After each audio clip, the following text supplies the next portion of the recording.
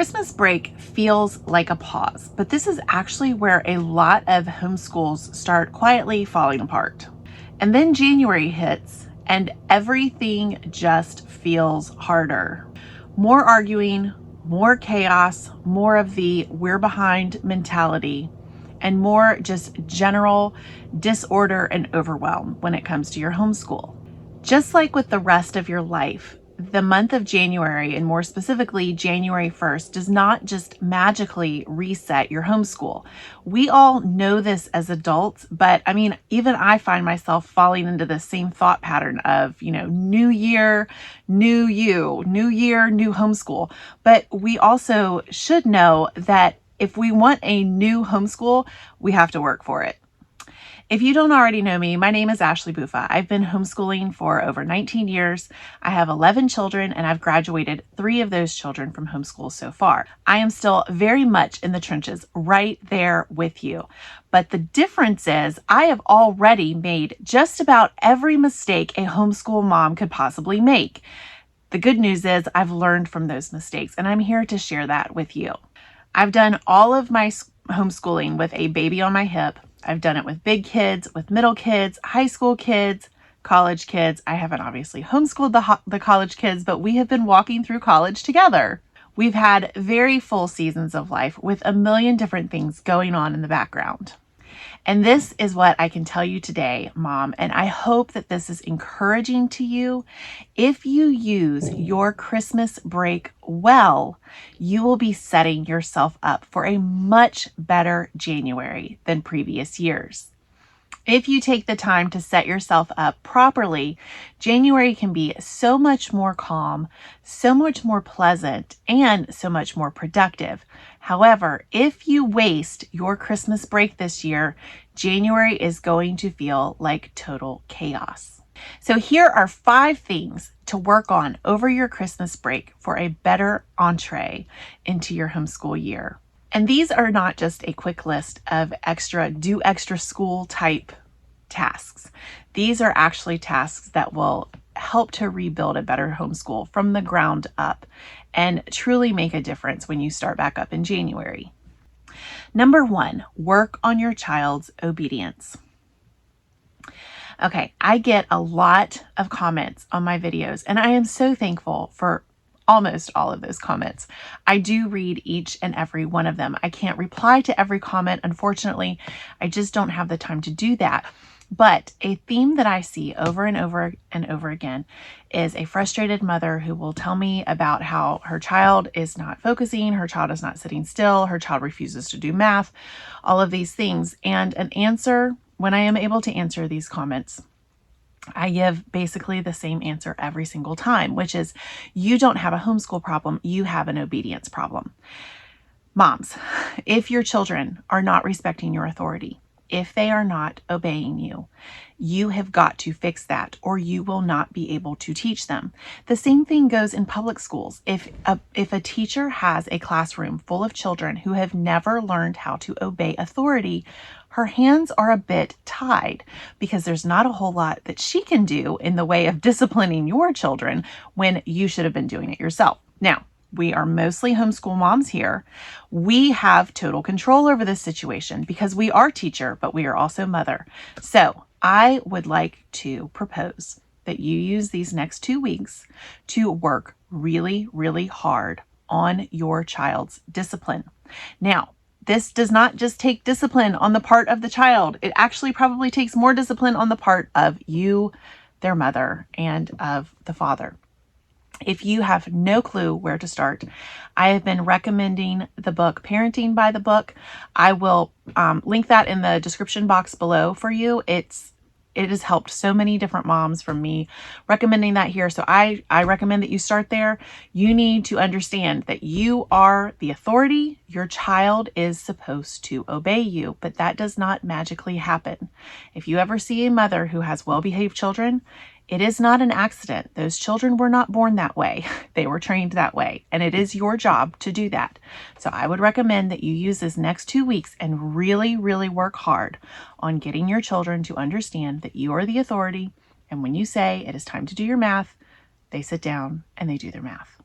The bottom line is, if your child will not obey you, no homeschool schedule is going to save you, no magical curriculum is going to save you, and no educational philosophy is going to save you. You have to start with your child's obedience. Number 2, get support and accountability.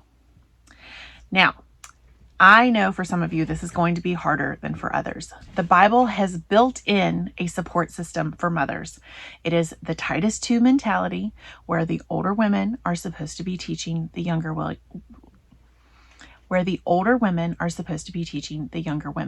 Now, sadly and unfortunately, most older women are not taking this seriously, either because they never learned themselves or they are busy doing other things. I'm not really sure. I can't answer for those older women, but there is definitely a dearth of biblical motherhood mentorship in the greater Christian area.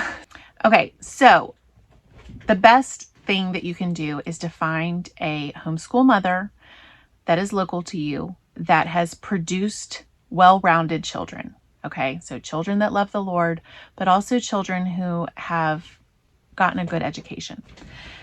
If that is not available to you, then I'm here. I will be your mentor. We have to make the best out of the situation that we are given.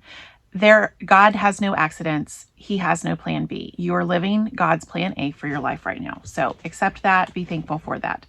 I did film a video about becoming the Titus 2 woman, the Proverbs 31 woman that you don't have in your own life. You can watch that here. That's not going to help you today, though. You do need to find some local friends, if you can, who have this same desire to give their children an excellent education. If you cannot find them locally, then the Lord has put you in a place where online is available to you. So, there are lots of women in my comments in my YouTube videos that are, pressing on to the same goals. I have created a Facebook page for vocational homeschooling. I haven't started posting on it yet. Maybe I'll do that by the time this post is up. But I wanted to create another space for you. So there will be that. I do also have the Headmistress Circle, which is a monthly membership that you're welcome to join and get group coaching from me and from Teresa Krebs, who is my ADHD and STEM expert. And there's, a private Facebook community available to these women too, where a lot of accountability and mentorship is happening as well.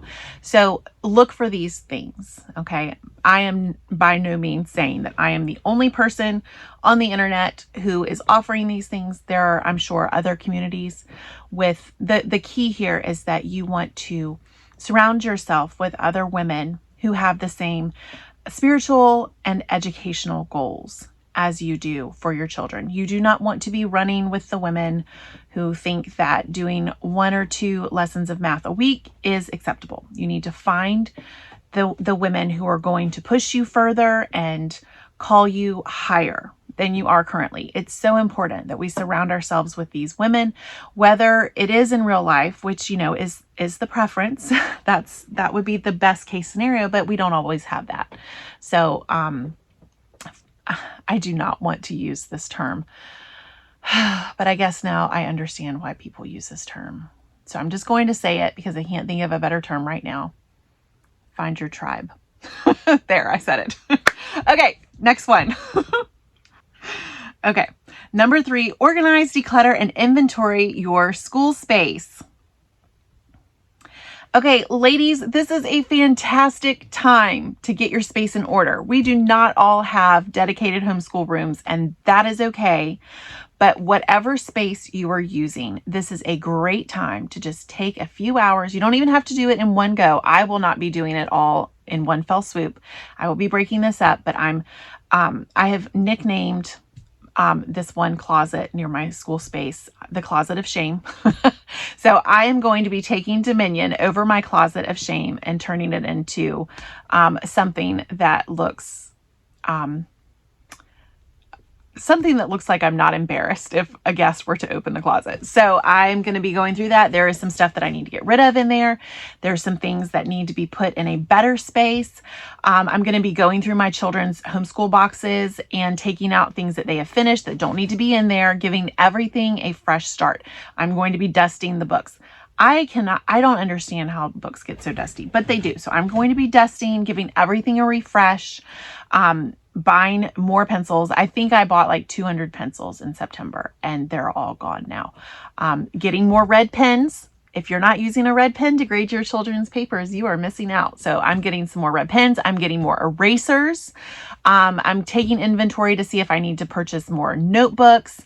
All of those things. I want to have everything set and ready to go when we start school again. So take advantage of this opportunity. You don't have to work on this more than 15 or 20 minutes a day, but you should be working on it. You should have a plan and you should use this time to execute that plan and set yourself up for success. Number 4, create or tweak a better schedule. Okay. You have heard me say this many, many, many times. You need to pick a time to start your homeschool and you need to start it that way every single day. You need to get your schedule in order. If you have been flying by the seat of your pants, just trying to wing it, let this be your wake-up call that it is time to stop doing that. You need to conquer your time in 2026. Let this be the year that you draw a line in the sand and you say, no more. From now on, we are instituting structure in our homeschool so that we can be proud of ourselves at the end of the day. That starts with structure. It does start with a schedule. Now, if you have no idea whatsoever how to do that, I would invite you to check out my Homeschool Schedule Blueprint. The link for that is in the description below. It takes you through the whole process and you can do it in an afternoon. Do that now. Do not wait until the first week of school back in January. Don't do that to yourself. You have been given this time. It is a gift. Make sure that you are using this time well. Make sure that you set a start time and that it is attainable, okay? Don't write down that you're going to have a 7:00 a.m. start time if you haven't been waking up until 7 a.m. You need to make it attainable, make it realistic, and fit your family's lifestyle. You need to make sure that you are scheduling in, any appointments, speech therapy, physical therapy, whatever kind of therapy, speech, whatever types of appointments that you have. I know that a lot of moms have a lot of appointments. So you need to make sure you're scheduling in those and this is how I run my homeschool. I have plan A, but I also have plan B and plan C.